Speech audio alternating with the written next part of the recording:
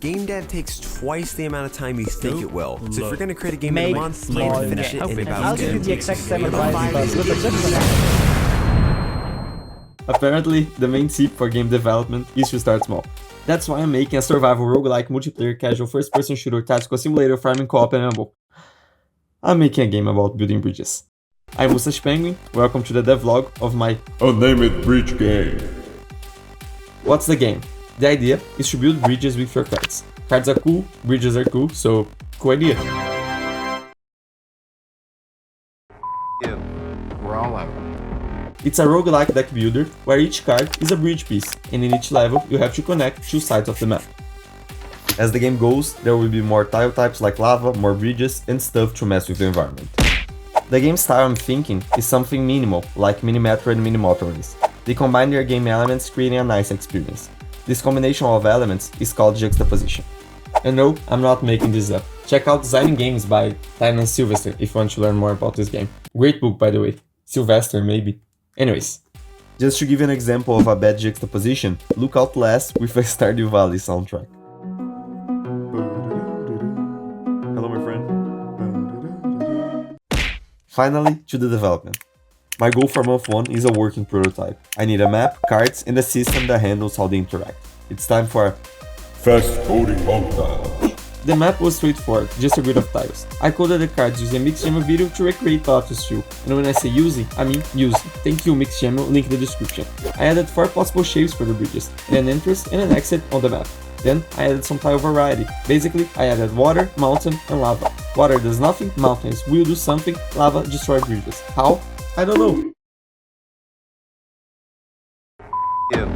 We're all out. I'm actually torn between two options. The first option, the lava has a random chance to destroy the bridge on top of it, every time you place one. The second option is to have a counter that goes down every time you place a bridge, and when it reaches 0, it burns the bridge and resets the counter. Tell me in the comments which approach do you think is the best. To finish the core loop, I was just missing a way to check the connection between the entrance and the exit. I went with BFS, the search algorithm. No, not the K-pop band. Quick explanation, with BFS, you can find the shortest path between 2 points if there is one. Whew. Here we go, we have the car game flow. To finish the prototype, let's add some simple visuals. If you think my jokes are bad, it's because you didn't see me drawing. I just can't. Since there are a lot of free pixel art resources online, I went with it. Maybe I can improve my skills so at the end of the game I can draw a dog. And voila, we have a prototype. The prototype is fun. Connecting the correct pieces is an interesting challenge, but not enough to be a full roguelike game. Time to go back to the drawing board and search for new features. My first approach was to look at what mechanics my game already had. Currently, we have tiles and bridge cards. Those are the main cogs in the game. What I want is features that expand those two core pieces. My premise is that each new feature had to focus on one of them, either tiles or cards. I came up with 2 ideas, we'll get to them in a second. Then, I searched for support features that are missing. By support, I mean features that are not directly involved with the core mechanics, but are crucial for the game. I got some ideas and wrote them down. I ended up with the most loved thing in YouTube videos, a numbered list.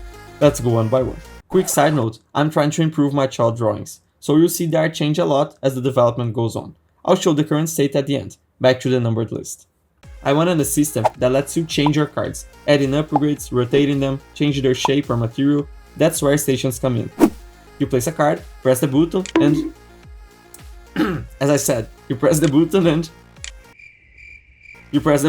the card is upgraded. First try. Nice. Tools are the tile version of the stations. It's a mechanic that will allow you to change tiles, destroying whatever is on them, creating portals between them, or maybe do something fancy like this. There is a variety problem that I will tackle later, but for now, these features solve our problem of the core mechanics being too short. Let's go for the support features.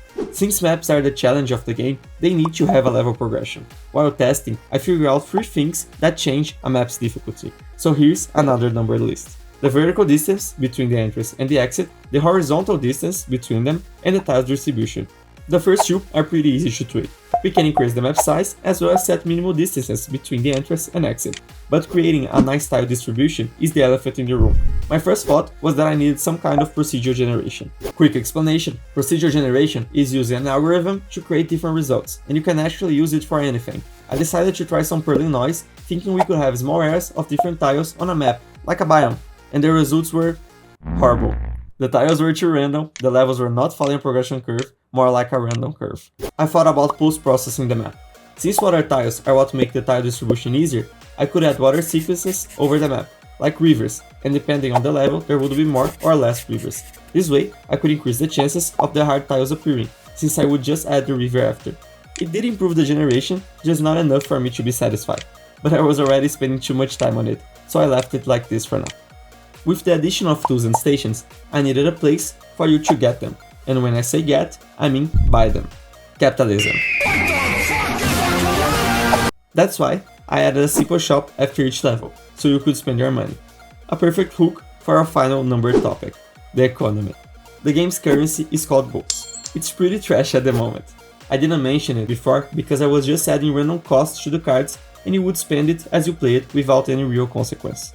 But with the shop, now we need to fix the economy. The main problem was that the numbers were too high and the cost range on the cards was too wide. So I reduced the scale of everything, and I felt it made it easier to quantify and evaluate. Think about how much easier it is to feel the impact of 1 bolt in a 30 bolts economy than 100 bolts in a 3000 bolts economy, even though mathematically they have the same impact. I thought about doing an inflation joke here, but I can't explain it, so just imagine I did one. Whew, no more number lists. With these features implemented, the game was starting to have some depth. And all of this took only what, 2 months? It was finally time to add a lot of variety and polish into everything. And soon I would have a demo. This will be quick. It wasn't, of course. I started with a simple idea, but you add one thing, then another, and suddenly the project's twice the size, and every new feature gets harder to build. I had to spend a lot of time refactoring systems to implement new tools and stations, while tweaking other stuff. The good news is that with all this time, the code is better, my pixel art skills too, and I ended up with a visual that I'm happy with. This is the game's current look. I also removed card costs entirely. Now, you have a set number of turns to complete the bridge, and bolts are only used in the shop. I separated these mechanics to make the game flow easier to understand. You build a bridge and spend a turn. I don't want to jinx it, but I'm really close to having a demo for the game. I'll be sharing it with you all to get proper feedback on the game. If you're looking to support the game, please leave a like and subscribe, and if you want to play it, join my Discord, link in the description. I'll be uploading the demos for free there. Finally, not spoiling, there's one final big feature coming up that should improve the game significantly, but that's for another video. Feel free to guess what it is in the comments. This is my unnamed bridge game. Hope you like it, see you in the next video, bye bye.